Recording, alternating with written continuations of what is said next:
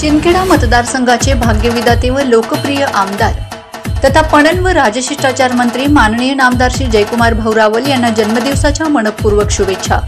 शुभेच्छुक आदरणीय अनुपभैया अग्रवाल, आमदार धुळे शहर विधानसभा।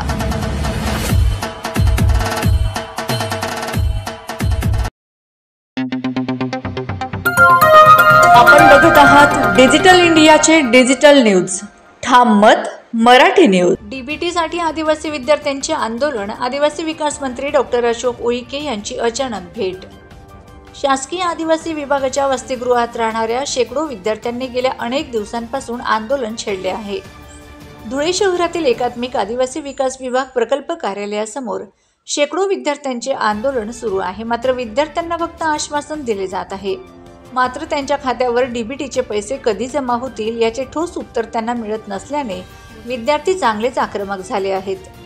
दिनांक 16 जानेवारी रोजी आदिवासी विकास मंत्री डॉक्टर अशोक उईके हे नंदुरबार जिल्हा दौऱ्यावर असताना त्यांना आदिवासी विद्यार्थ्यांचे धुळे शहरातील एकात्मिक आदिवासी विकास प्रकल्प विभाग कार्यालयाबाहेर आंदोलन सुरू असल्याचे समजले व त्यांनी लागलीच आपला ताफा या आंदोलनाकडे वळवला। यावेळी आदिवासी विकास मंत्री डॉक्टर अशोक उईके यांनी आदिवासी विद्यार्थ्यांची भेट घेऊन त्यांच्या मागण्या जाणून घेतल्यात। त्यांचा 80% विद्यार्थ्यांच्या खात्यावर डीबीटीचे पैसे जमा होतील व यापुढे विद्यार्थ्यांना आपल्या हक्काच्या पैशांसाठी संघर्ष करावा लागणार नाही असे आश्वासन त्यांनी यावेळी दिले। आश्वासनानंतर विद्यार्थ्यांनी आपले आंदोलन मागे घेतले असून येणाऱ्या काळामध्ये डीबीटीचे पैसे वेळेवर विद्यार्थ्यांना मिळावेत, जेणेकरून विद्यार्थ्यांना अभ्यासाकडे वेळ देता येईल। तसेच यापुढे देखील आदिवासी विभागाने पैसे वेळेवर जमा न केल्यास तीव्र आंदोलन छेडण्यात येईल असा इशारा देखील यावेळी आंदोलनकर्त्या विद्यार्थ्यांनी दिला आहे। ठाम मत मराठी न्यूज साठी सोपान देसले, धुळे। शिंदखेडा मतदारसंघाचे भाग्यविधाते लोकप्रिय आमदार तथा पणन व राजशिष्टाचार मंत्री माननीय नामदार श्री जयकुमार भाऊ रावल यांना जन्मदिवसाच्या मनपूर्वक शुभेच्छा। शुभेच्छुक पहिलवान रावसाहेब गिरासे, लोकनियुक्त सरपंच बेहेड।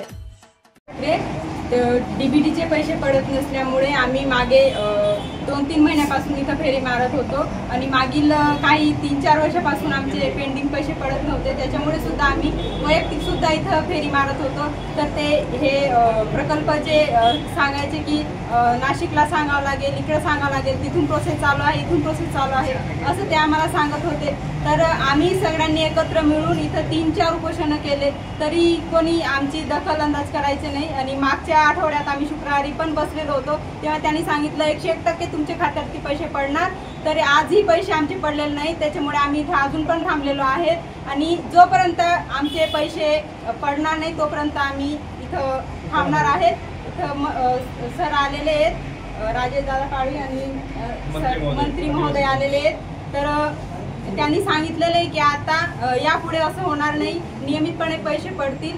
तर मी एकच सांगेन की सरांना धन्यवाद म्हणते आणि यापुढे असं काही व्हायला नको आणि आमच्या आदिवासी मुला मुलींना असा त्रास कधीच होऊ नये असं मी जाहीर करते। शहादा इथून आमच्या पावरा समाजाच्या भगिनीचा खून झाला होता,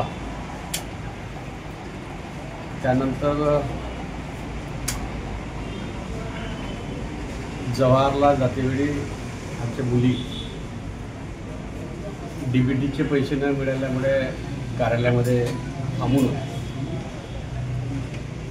प्रकल्प कार्यालय धुळे येथे भेट दिली असते। आमच्या मुली, माझ्या मुली आदिवासी विभागाचा जो केंद्रबिंदू आहे, आदिवासी विभाग यानंतर असा निश्चय केलेला आहे, वसतिगृहात,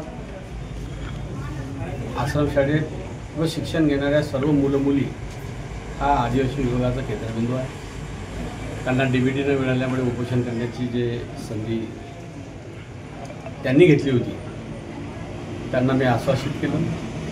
आज सायंकाळपर्यंत निश्चितच 80% मुलींच्या अकाउंटमध्ये पैसे जाणार, काही राहिलेले पैसे उद्यापर्यंत राहणार आहे। त्यामुळे मी जबाबदारी सांगतो,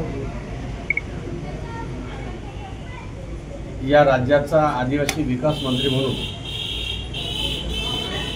आदरणीय देवेंद्र फडणवीस या महाराष्ट्राचे मुख्यमंत्री त्यांच्या नेतृत्वामध्ये महाराष्ट्रामध्ये आदिवासी समाजाप्रती खूप चांगले धोरणात्मक निर्णय झालेले असल्यामुळे यानंतर वसतिगृहात राहणारे, वसतिगृहात न राहणारे आश्रमशाळांतील सर्व विद्यार्थी नियमितपणे DBT मिळेल अशा प्रकारचा मी संकल्प केला, ते निश्चित पूर्ण करेल अशा प्रकारचा आश्वासन. महाराष्ट्रातील ताज्या घडामोडींसाठी पाहत रहा ठाम मत मराठी न्यूज.